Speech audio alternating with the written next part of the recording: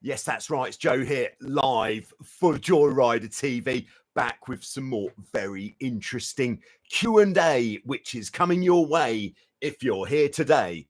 So, yeah, as you may have seen, today's hot topic is going to be how we can better tackle our mark roundings on the race course, because it is a major area where positions can be lost. Like we've already gone through last week, we did upwind.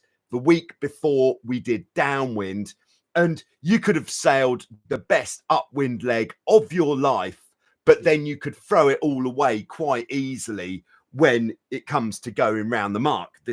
We've already got a situation going on the board here already. So that is what we're going to get into first today before the questions start rolling in.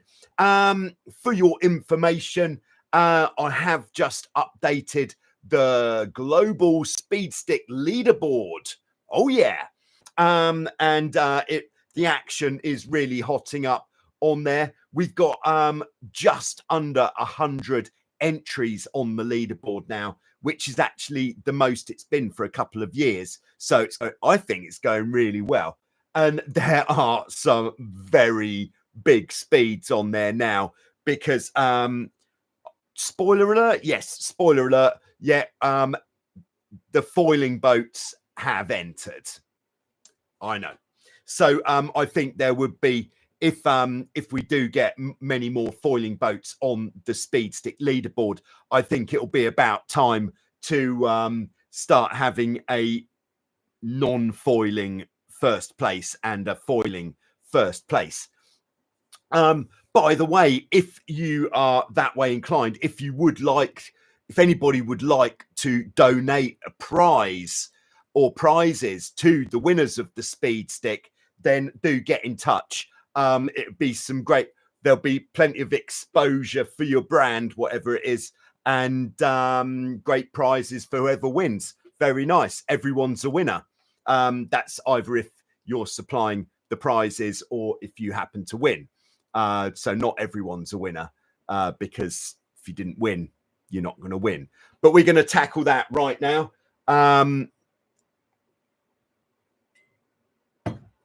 All right. So I've made some notes.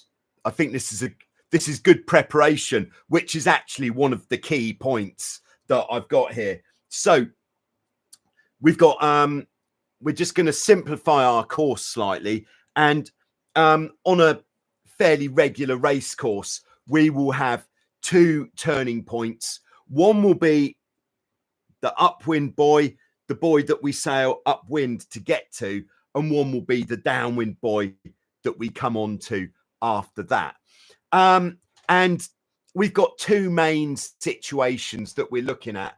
And one situation is if we're sailing a boat which has a spinnaker, and the other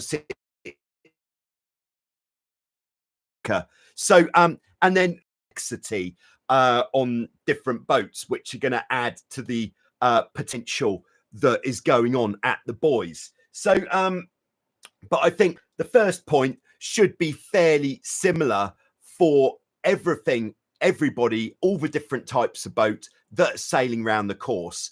And that is, it all comes down to, we want to have thought about what we're doing long before we even get to the buoy. And so the first thing that we want to think about is our route plan, the actual route that we're going to sail the boat upwind. And yeah, we almost certainly spoke about this last week when we were talking about upwind. If you did miss that chat about the upwind leg, then of course that is available to watch on the Joyrider TV channel. If you find, this is a tangent by the way, if you find that you can't find the previous live videos on the YouTube, the Joyrider TV YouTube channel, what you can do, here we go, can we do this in real time? I don't know. Are we going to try? Oh, yes, we are, because we're feeling dangerous. That's right. So view channel. Here we go. So here is the Joyrider TV channel on the telephone, which I know is quite a popular way of viewing such things. And this is the one we're watching now, Losing at Mark's Q&A Live. But if we can't find the previous ones, they might not pop up on the channel page there. So all you've got to do is at this bar at the top, you can just hit live, and then that will load all of the previous live videos, and they've all of them pretty much have been indexed now. They've all got subtitles in many languages, so you'll find all of those just there. There we go. Hope that was helpful. Leave it in the comments below if it was. If it wasn't helpful, leave it in the comments below. So anyway, our route plan, upwind. So if we kind of backpedal from the objective, the windward mark, what we want to be able to do is when we approach the windward mark, we want to be able to just turn through 90 degrees and start our downwind leg. So by turning just through 90 degrees, that's going to take us from upwind to downwind.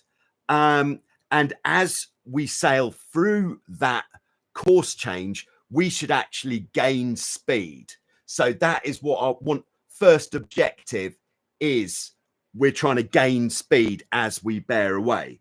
So the first thing that means that we just want to be turning through 90 degrees is when we're sailing upwind, we don't want to be coming in to the windward mark, hitting it close on port tack. Because if we do that, we've got to tack, and then we've got to turn downwind. So we're actually turning through 180 degrees there. And this maneuver here, it's really going to be like forcing the boat around the corner. And previously, I have said, this is okay if you're either first or last. But actually, thinking about it, you don't want to do this even if you're first or last. First or last was because of the potential for traffic. That's a good reason not to come in here and try to do a big bear away like that. But the better reason for not wanting to do that is you're going to lose all of your speed, all of your progress is going to be lost as you do this 180 degree turn. So when we're back on the course around here, sailing up, we want to tack so that the minimum distance that we're going to be to the mark when we tack the next time is between 5 and 10 boat lengths, which means we can tack, we can establish our course, get the boat going, and then we can get a nice mark rounding, a mark rounding where we gain speed as we turn around the buoy. That is always going to be more efficient than the tight 180 degrees mark rounding. Of course, there are situations when that isn't the case. So like it might have been that the wind was just so good over on this side of the course that the further you went over on this side, the more of a benefit you would have, because maybe there's just more wind, plain and simple. And as we've discussed previous weeks, if we've got more wind, the boat goes faster, and we're going to get a massive advantage by sailing in more wind. Or it might be the way that the traffic is panning out that is sending us out this way. I can't think what that might be, but perhaps we were sailing up here like this, and we didn't want to tack there because we knew that he would tack on top of us and give us dirty wind. Maybe we had quite a long way to sail here. So there are occasionally reasons why you would want to come in on the lay line. But if we're just focusing on the actual sailing around the buoy, we want to be coming in at least 5 boat lengths away from the buoy so we can establish our course and do a nice mark rounding there. There we go. So that is point number 1, the route plan. Now, point number 2, we're still talking about planning, is a plan on how we're going to go about our boat handling routine. Now, this has got more or less involved depending on how complicated the boat is that you're sailing. So at the bottom end of how complicated it is, like with the least to do, you'd have a boat which just has one sail, perhaps doesn't even have a traveller. So the boat that pops to mind is the Hobie Wave, which in the US I know is a very popular racing fleet. So if you're sailing a Hobie Wave, you've got much less to do, and you haven't got anyone else to talk to about how you're going to do it. So boat with just the mainsail, no traveller, you're going to come into the buoy, and what we're always going to try to do is go into the buoy wider. So this is a bit of an exaggeration. So as we bear away, we can come out as tight as possible, because what we're trying to achieve, if we look at what our actual goal is, what do we want the outcome to be at the buoy? We want to get the boat going as fast as possible, as soon as possible, in the right direction, and as close to the buoy on the exit as we possibly can. Now, because of the way that catamarans maneuver, if we come into the buoy tight, when we bear away, we're not going to be able to stay super close to the buoy. Perhaps on the smaller, slower boats, we would be able to get a bit closer, but especially if we're getting onto the bigger boats, we need a bit more space going into the buoy so that we can come out tight. So if we are sailing just with one sail, no traveller, all we need to worry about is keeping the mainsail in the correct position at all times during our bear away. Now, this is unless it's super windy and we're worried about the capsize. So this applies to all types of boat, but if we're bearing away when it's super windy, we want to have the mainsail out a little bit more than optimal as we go through the bear away. There's 2 ways that we could look at this bear away. One is or 3 ways, in fact. One is we're turning before we're easing the sail. Now, what that is going to do, so if we try to turn down before we ease the sail, that is going to actually create a fight between our steering and our mainsail, because the mainsail is trying to stop us from bearing away. As you may have felt in the past, when your mainsail is in tight, it's trying to pull the boat up into the wind. So if we're trying to turn downwind with the main sheet in tight, that's not really going to help the situation. So option 1, bear away, then ease the sail. That is definitely no. Regardless of wind strength, we always want to be letting the sail out at the right time or a bit early. So at the right time would be as you start to turn, you start to let the main sheet out, and you'll soon get a feel for what is the right amount of main sheet to let out as we bear away. So that would be in any conditions apart from when you feel that there is a chance that you might capsize during the bear away. So if you are in that wind, we're just doing this whole story at once, by the way, and then we can move on. So if you are in wind when you feel that it is so strong that when you bear away, you're feeling, new model here.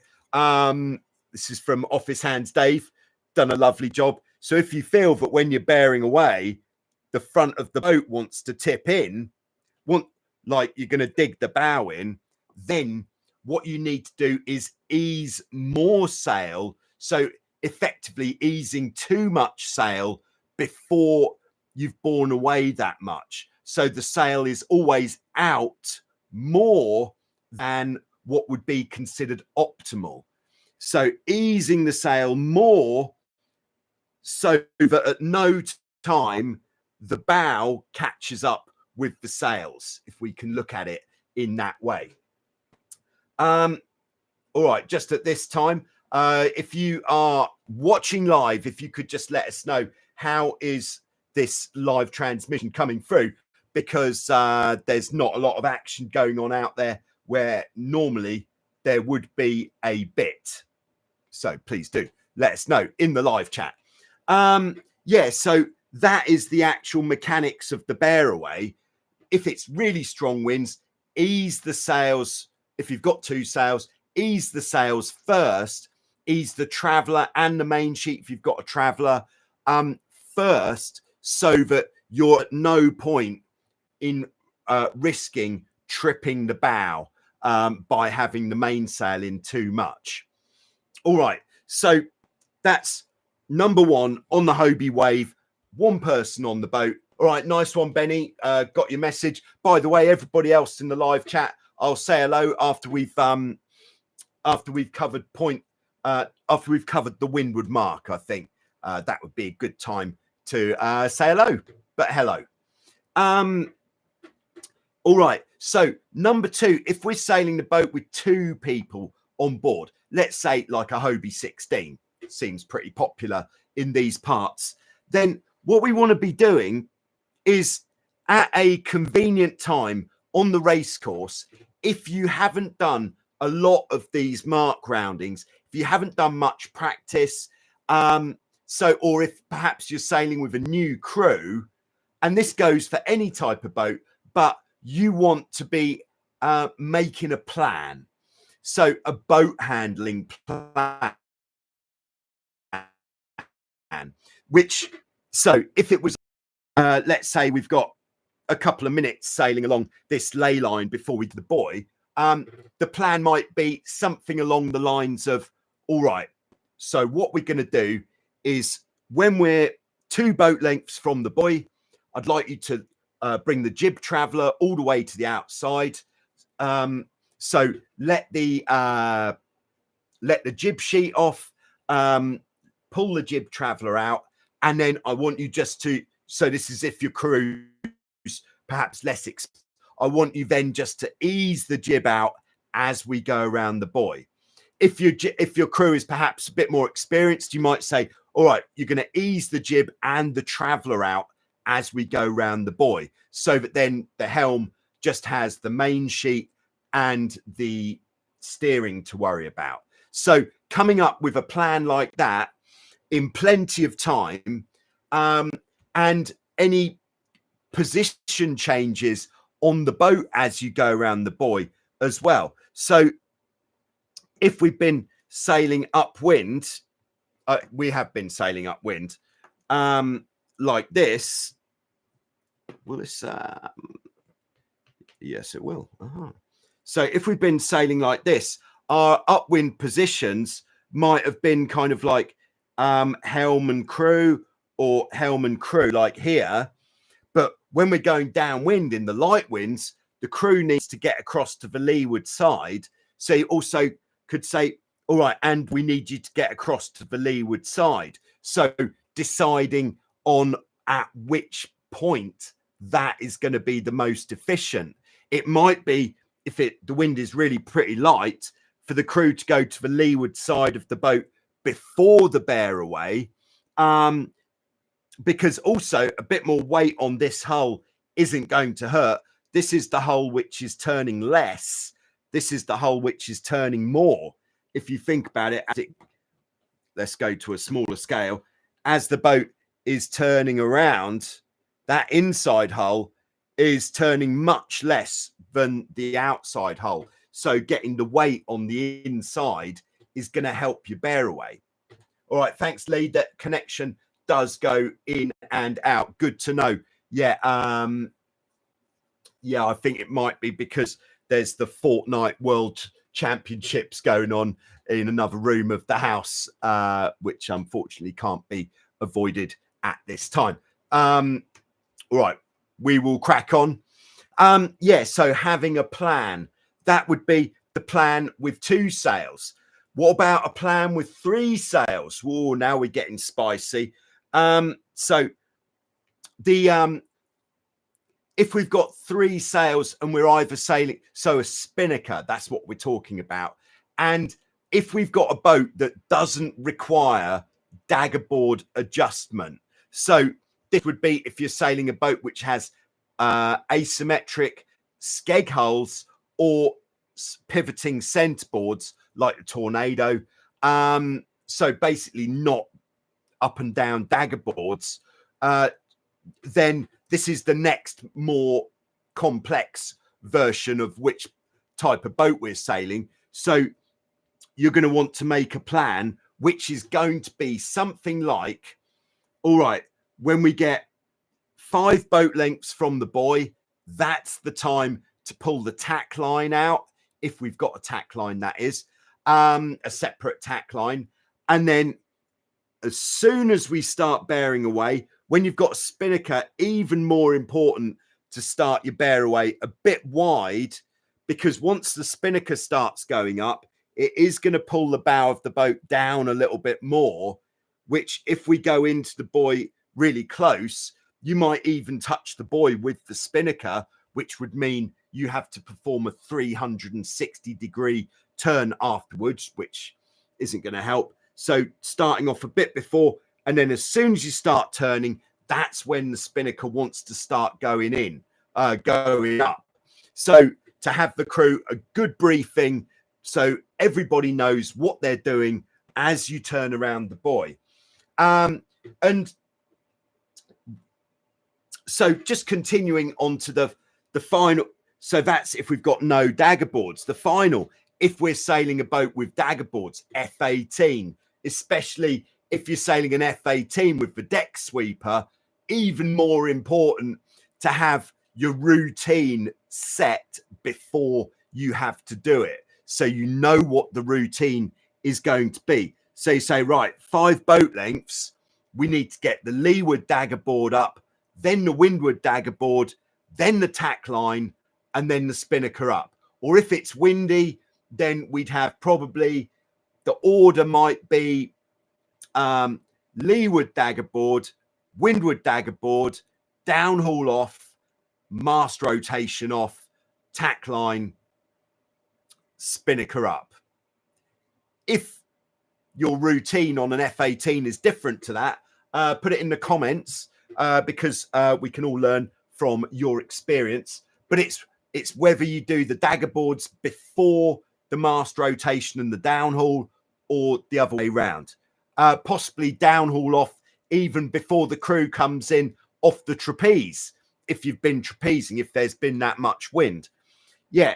And then that means when you get to the buoy, everybody knows what they're doing. If you are the skipper and the crew is less experienced, then of course you should be explaining it as you do it as well. So in good time, whenever possible. And then as you're coming in on this ley line as well, have a really good look around the boat to identify any potential issues that may be coming your way. Most issues would be because of lines on the boat being in a mess, tangled up. So making sure you haven't got any potential line issues as you're approaching the buoy. Okay, and then, as I said, our intention of what is important when we're going around the buoy, it is to get the speed on as soon as possible, especially at the windward mark, because our upwind boat speed is always going to be much less than our potential downwind boat speed, which means if we go round the buoy and our mark rounding isn't very good, whereas maybe there's a boat in front of us who's gone round the buoy. We were looking at catching him on the upwind maybe, but his boat handling, he's got his boat up to speed much quicker, because on the downwind leg, the speed difference between at full speed, not yet at full speed, it might be as much as 4 or 5 knots of boat speed. So this guy is going to get a huge lead pulled out on you very quickly if you're not getting your boat up to speed as quickly as him. So that is why it's so important. Whereas on the upwind, the speed difference that you might have between crew has started making preparations, so the boat maybe is not quite as fast. Maybe you were trapezing, crew's coming off the trapeze, maybe you'll lose 1 knot of boat speed, maybe 2, but the difference there when you get here is going to be huge. So getting the boat up to speed, most important thing there. There we go. So we could even rewind back in time to before the race even started for part of our preparation, and that would be to actually get out on, let's say you've got a new crew for an event, but the only time that you had available to sail together was on the day of the event. So how about you could get out on the water sooner, earlier in the day, and maybe just try find a buoy on the water. Perhaps not advisable to sail all the way to the windward mark, but if the leeward mark is available, maybe use that one and just say, all right, we're going to approach this buoy on an upwind point of sail, and we're just going to have a few test runs of our mark rounding. Then that means everybody's going to be much better prepared for when it actually comes to it in real life, in the heat of battle. That's going to really help you out a lot. So a bit of practice, as much practice as you can, and then that's actually going to lead to more practice with dropping it as well if you're sailing with a spinnaker. If you're just sailing with 2 sails, not quite as important, but it's still going to help. So if you're sailing like a Dart 18 or something, you could just pick a buoy on the water and say, let's just go around that buoy a couple of times, just so we've got a good idea of what to expect when we get to the buoy, so we can be nice and smooth with our sail adjustments and with our position changes on the boat. Yeah, there we go. So the other thing that we want to have a look at, or in fact, let's leave the windward mark there, and I'm just going to check in with those who have managed to check in.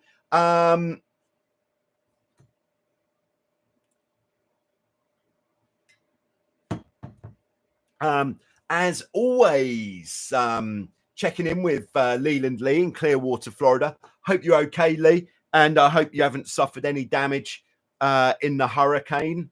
Although Eric says, Leland, hello, Eric, by the way, go get hulls. I hope that doesn't mean that you had some sort of hull damage during the hurricane that has been hitting that part of the United States of late. I hope everybody's okay. All right, we've got Declan on board. Hello, Declan, who is celebrating the British win of the America's Cup. Woohoo! Yeah, occasionally I do still claim to be British. In fact, I claim to be British all the time, because that is definitely what I am. I just happen to live in a different country. Congratulations, Sir Ben, Joe, and all British sailors around the world. Ineos Britannia won the Louis Vuitton Cup earlier today. And they now face the Kiwis for the America's Cup, first time since 1964. All right, there we go. Oh, I thought I quite clearly haven't been following the America's Cup quite as well as I might have been. I thought that was actually it. I thought that was a done deal. That was the win, but no, more to go. All right, we've got Benny on board in Sweden. Hello, Benny. And Lee says, oh, my boat got toasted in the hurricane. Have to get new hulls. Very sorry to hear that. I think if you are out there somewhere in the United States and you are sitting on a pile of boat parts which are in good condition, I think now is the time to let the world know if anybody needs a hull, a mast, a trampoline, something for your boat. Maybe now is the time to let everybody know. And the best place seems to be on Facebook in the various groups for different classes on Facebook seems to be the place where most people are paying attention to the most often. So let's see if we can keep everybody in business of getting afloat. That'd be great. All right, so got Stefano on board. Hello.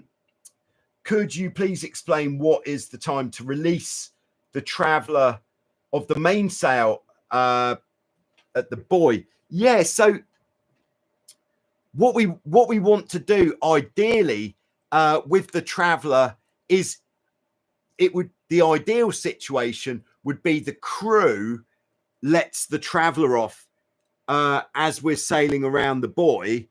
And if we kind of think about it in terms of point of sale, we want to have ideally, we want to have everything in the perfect position at all times. So here, this is if it's not, we might capsize windy, by the way.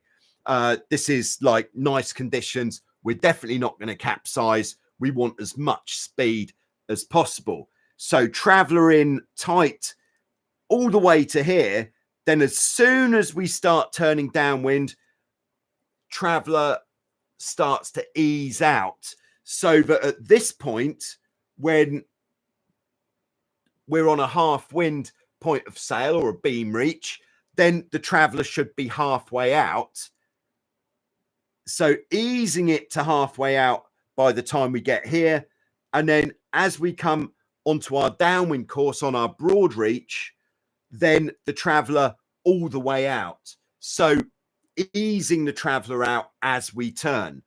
If it is, we might capsize windy, then I would go at this point before we start bearing away, maybe one boat length before we start bearing away, Traveller halfway out. And then by the time we get to this beam reach point of sail, Traveller all the way out.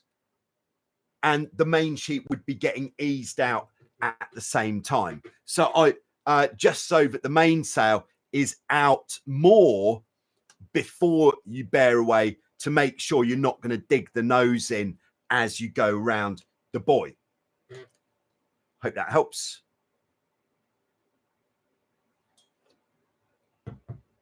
All right, we've got Ryan on board. Morning.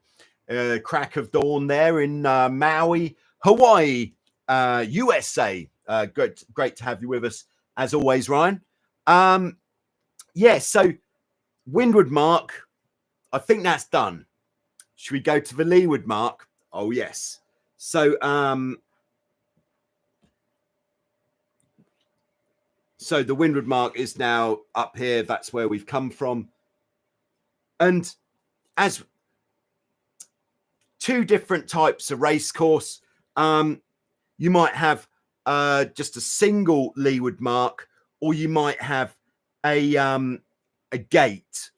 So when we're talking about a gate, it's quite common to have a gate on the race course these days, and that is to have two buoys, which are optional which one you go round. So with a gate, you could go this way or this way, much like in the America's Cup, but always coming from the inside and going outwards.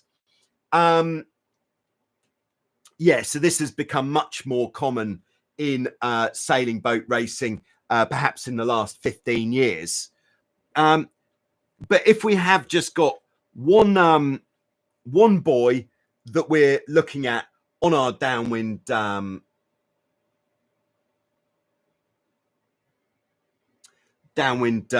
leg, is firstly, again, like with the upwind, our route plan.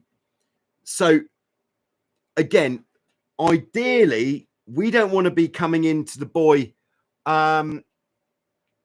close on the starboard tack. So if we've just got one buoy to go around, because again, we're going to lose all of our speed as we go around. However, the difference on the downwind is going to be that if we're coming in here, we're going to have right of way over everybody that is coming down on port tack.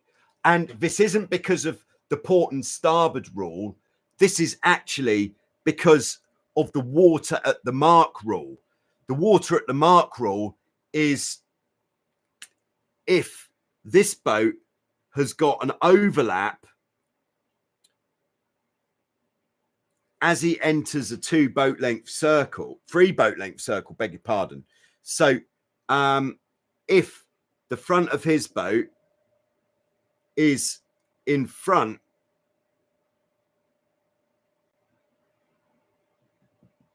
I'm getting all confused here, is in front of the back of any other boat. So if we were on the same tack, it would be like if the front of this boat was in front of a line coming off the back here,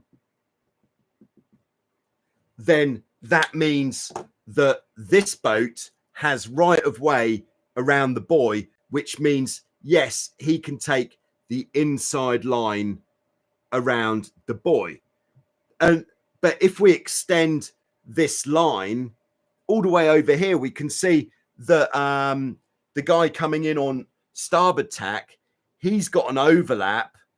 So the front of his boat is easily in front of the back of these boats, which means, yes, you have the right of way to take that inside line around the buoy. But that is only worth doing if there is going to be traffic and you want to have that right of way pretty much guaranteed. But in actual practice, if you are coming in like this and there's a whole stack of boats coming down the other way, just a one buoy downwind here,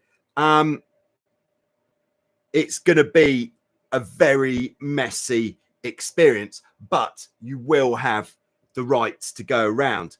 And it's important that you, if you're on this boat, you shout to these boats pretty early, water at the mark, just so that there is no doubt that they've seen that you're there. Because if they haven't seen that you're there, then there is a chance they might not give room, or they'll claim they didn't see you. That's another one. Yeah, so route planning, very important on the downwind if it's going to be crowded. So onto our kind of boat handling plan. Very similar to the upwind. If you're sailing a boat which just has one person on board, just the mainsail, no traveller, then what we want to do as we're heading upwind is the exact opposite of what we did when we're going downwind. We want to come in a little bit wide. So when we come out on our upwind leg, we're as close to the buoy as possible. Because if we come in really tight, when we start our upwind leg, we might be as much as a boat length down from the buoy, which means somebody who's coming behind us, they're going to have this advantage over us. They're actually going to be in a position which is going to stop us from tacking later on, and they might be able to get a bit of boat speed and get over the top of us and give us dirty wind. So we really want to get as high here as possible just to set up for our next leg as best as we possibly can. Yeah. Yes. Okay, so single sail, all we need to do as we head up is sheeting in, and we want to be sheeting in as we head up. So this involves the tiller extension over the shoulder technique. So you can use both hands, you know, with the tiller extension over the shoulder, arm over the top, and then you've effectively gained a third hand to sheet in with. Very useful at the leeward mark. Probably the most useful place there is for this technique. So sheeting in as we go around. And like Stefano's question from before, we want the sail to be in the right position. So as we start to turn up towards the wind, when we're across the wind halfway around the buoy, we want the sail halfway in. And then once we get onto the upwind, we want the sail to be all of the way in. So it's in the correct, the perfect position all the way around the buoy. Yes, yes, we do. Then if we're a little bit more complex and we've got a traveller, perhaps we've got a crew, we've been coming downwind, jib and main travellers out perhaps. When we get to, depending on how fast we're going and how much time we've got, we want to bring the travellers in before we get to the buoy so that it's done. So one way that I kind of always looked at it when racing a boat which doesn't have a spinnaker is I kind of thought of it as I'll bring the traveller in when I would be otherwise dropping the spinnaker up, when I'd usually be dropping the spinnaker, because we want to, when it comes to going around the buoy, we want to just be focusing on steering the boat around the buoy and sheeting in the main sheet. That's where our focus should lie. So maybe 2 boat lengths to go, travellers come in, sail still loose around, and our as well once we come around the buoy. Perhaps buoy like 2 boat lengths, travellers in, crew moves to the upwind position. Nice. If it's going to be trapezing, before we get to the buoy, 2 boat lengths again, crew hooks onto the trapeze so that as we go around the buoy, the crew could be out on the trapeze. If as the helmsman you're feeling quite confident, then it might even be the helmsman who moves out on the trapeze immediately when you come out from the buoy, so that you can, again, same as at the windward mark, we want to get the boat up to speed really as soon as we can. But the difference here is on the downwind, because our speed is so much greater, we want to keep that downwind speed going for as long as possible, because the benefit we'll have speed wise by keeping the downwind speed good is going to be much more than the speed on the upwind. But more important is the position on the upwind really needs to be as high to the buoy as possible. All right. The other consideration before we move on to what we do if we've got the spinnaker is on the downwind, what happens quite a lot is you might have jibed too early up here, which is actually, this is our optimal line that we would sail, which is clearly not going to put us around the buoy. So you have to make the decision. Do we sail lower than optimal, where we're going to be sailing slowly, or do we just go, right, we jibe too soon, let's jibe and put in 2 more jibes and keep the speed on? So you really need to make that decision fairly early, because sailing really slowly downwind for a long time is going to be costly. So, and depending on the wind strength, 2 more jibes, is that going to cost us as much as sailing that slowly? That is something you need to work out at the time in the wind strength and the fleet that you're sailing in. So if we're sailing with a spinnaker, again, we need to know what our plan is early, so nothing is going to come as a surprise when we actually get to the buoy. As well as making the plan, like we did on the upwind, we want to have a good check of all of the lines on the boat, a visual scan, just to make sure that there's nothing that is going to get snagged, no knots in the halyard, that sort of thing, when we actually come to dropping the spinnaker. And then our procedure would probably be something like, all right, 5 boat lengths from the buoy, we'll get the dagger boards down so that it's done. We don't want to be putting the dagger boards down once we're on the upwind leg, because if we leave it that late, we're going to lose our ability to stay close to the wind, and other boats that have put them down are going to destroy us, I think it's safe to say. So get the dagger boards down before you start dropping the spinnaker. And perhaps if you've come in here for a jibe, you might even put, especially if you're sailing a single-handed boat with dagger boards, put the dagger board down before you jibe, so then it's done. But if you've still got 20 boat lengths to sail, maybe not. Again, you have to weigh up what is going to be the most efficient, but most importantly, having a plan.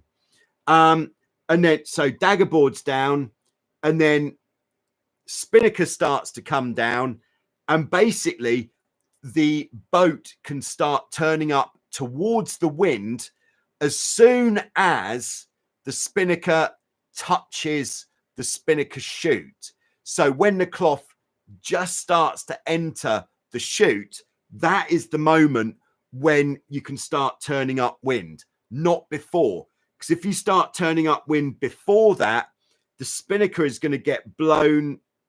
If this is a spinnaker, it's going to get blown down here, and it's going to make it so much harder for it to go into the chute once it starts getting blown downwind. So you just have to work out how much time you need to get the spinnaker into that position in the wind strength that you have. And then as the boat is going round the buoy, perhaps getting the jib in tight, maybe before the spinnaker starts coming down, or even midway when it's coming down, again, depending on the wind strength, because the jib needs to be in tight so that the helm knows what kind of angle he needs to hit on the upwind. And a flapping jib on the upwind is worse than having a little bit more spinnaker to pull in on the upwind. But again, coming in wide so we could go out tight, setting us up for the next upwind leg as good as we can. Again, we're trying to avoid traffic here if at all possible. So if we do find that we've come around the leeward mark and the boat in front has done what we were going to do, which is to go and really try to point as high as possible for the first couple of boat lengths out of the buoy, then that puts us in a pretty poor situation if we're behind him, because if we sail round normally, we're going to actually risk going into the back of him, because he's going to slow right down in protecting his position. So there we need to decide what are we going to do and have a contingency plan for it, which might be number one. We might just go a little bit lower, try to carry the speed and just get our nose out in front. And if we can get our nose out in front so that we're not affected by the dirty wind, then that means we're not going to be too badly stung by him doing that. Or the other thing you might think to do is if he's right up here, you might think, all right, we've ended up here, we're going to tack straight away rather than just sitting in his dirty wind. So we need to have contingency plans for what to do if things happen. There we go. I think that's about the size of it. That's about as much of the size of it as I'm keen to do. Been talking about going around buoys now for 50 minutes. That's a long time. Yeah, sorry about the commercials, Eric. It seems to be the way that things have gone with the YouTube live for some reason. I'll see if anything can be done about that for future broadcasts. All right. So it looks like Lee's going to be sailing with Ryan when he gets to Hawaii in December. Very nice. So I hope that everybody has been able to tune in today. Just not so much in the live chat today, and no questions, in fact. But thanks for tuning in. If you did tune in, then thanks for tuning in. The forecast for Vasiliki Lefkas Greece is really good for next week. So it hasn't been quite so champagne this week. So I'll hopefully be able to get some more videos in the bag next week. So more coming up on Joyrider TV. Thanks for tuning in, and I will see you soon with some more. But have a great weekend. Keep it safe out there. And if you are sitting on a pile of parts for various types of boat, then let people know so that you can help to get people back on the water if they have suffered some sort of catastrophe with their boat over the last days. Thank you very much. I'll see you soon. Thank you. Thank you. My pleasure. Thank you. Thank you.